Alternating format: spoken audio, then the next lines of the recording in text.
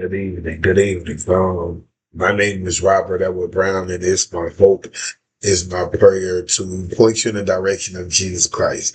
That no matter what you're dealing with, no matter what you're battling, you can have confidence and reassurance in Jesus Christ to help point you in the direction of Jesus Christ, whether you're a believer or unbeliever, whether you're straddling the fence, whether you're wanting to know more about God. I'm hoping to give you encouragement. I have a word for you. So a lot of times we give the devil too much power. We give him too much credit in things that we go through and things that we face. If you can refer back to the book of Job, it tells you about that the devil had to ask God for permission to attack Job, to do what he did to Job. He had to ask for permission. And it's so important that you understand that, because in that same picture, we move forward to when Jesus Christ was betrayed by Judas. Jesus Christ had to give the devil permission to do what he did, because that's the authority that Jesus Christ has in your life and through your circumstances and through your situation.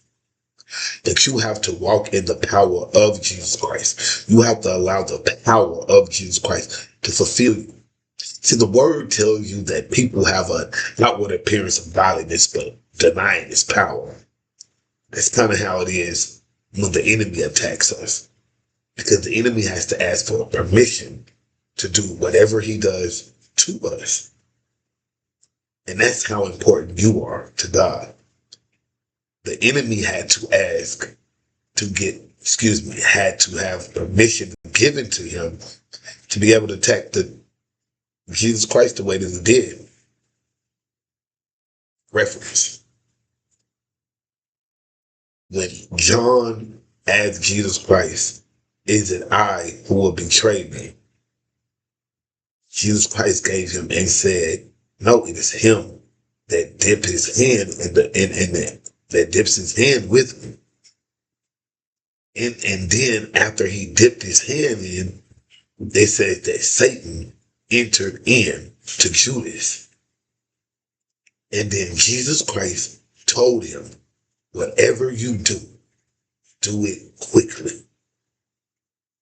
Right in that sense, Jesus Christ was showing him his divinity. That you can't do nothing without me, without my permission, without me giving you access to do what you do. Even in that instance of betrayal, when Judas betrayed him, the devil still had to have permission to do what he did to Jesus Christ. So throughout the things that we battle, throughout the things that we deal with in our lives, we have to look at things from a spiritual standpoint. The devil has to have permission to attack you in certain areas of your life. And God has so much confidence in you that he would allow him to attack you. That's how precious you are to God. That's how awesome you are to God. You dealing with whatever you're dealing with, you battling whatever you're battling. The creators of the heaven and earth, him that is magnificent, him that spoke and it came to be, him that saw and it was good. He created everything, that hears everything, will have confidence in you to be able to defeat the enemy. The Bible tells us that that no one is tempted by God. But they're tempted when they're drawn away by their own desires. Let that sink in. When we're drawn away by our own desires, that's how we are tempted. So God doesn't tempt us.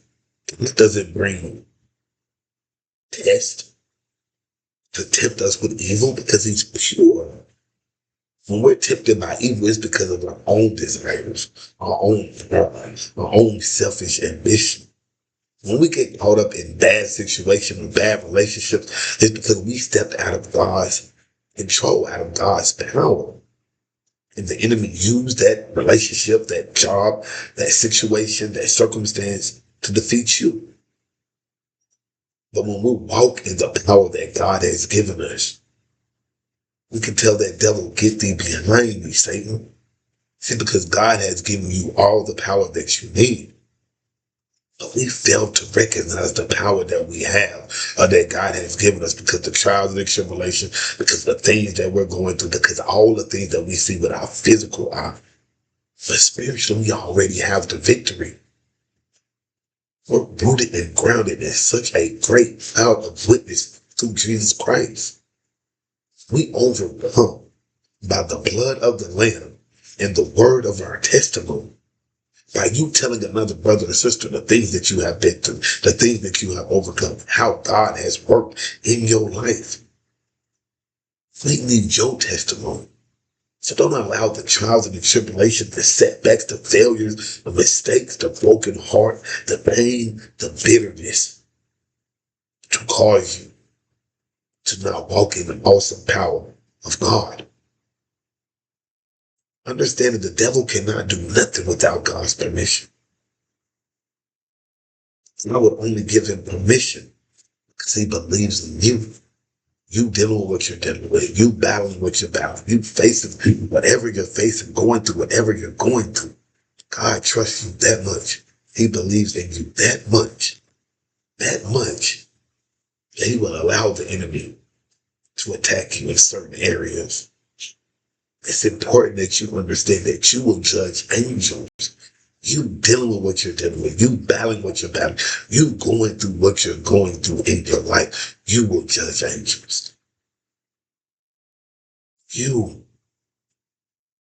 We are so uniquely made. But your faith in God is what connects us. The enemy wants to destroy your faith. The enemy don't want you trusting in the awesome power that Jesus Christ has given you by his life and death and resurrection. That you have that power. Why do you think the enemy comes at you? If God believes that you're strong enough. Because you're strong enough to deal with whatever you're dealing with. You're strong to deal with whatever you're battling, whatever you're going through. The devil's a liar. He's an accuser. And he's been that way since the beginning of time. But it's up to you. It's up to you to recognize the power that you have in Jesus Christ. The power that you have inside of you when you have accepted Jesus Christ as your Lord and your Savior. It's up to you to change, to become better, to learn to love those who mock you, those who put you down, those who come against you, and recognize it for what it is, a spiritual warfare, a spiritual battle, a test from the enemy that God knew and knows that you are able to overcome. The Bible tells us that every good and perfect gift comes from above. The Bible tells us that even when we are tempted, he will give us a way out. So why would he allow you to go through something without bringing you through it? So we like to minimize God's power because of the things that we're going through and the things that we're facing. God has given you a gift. God has given you a purpose. God has given you structure.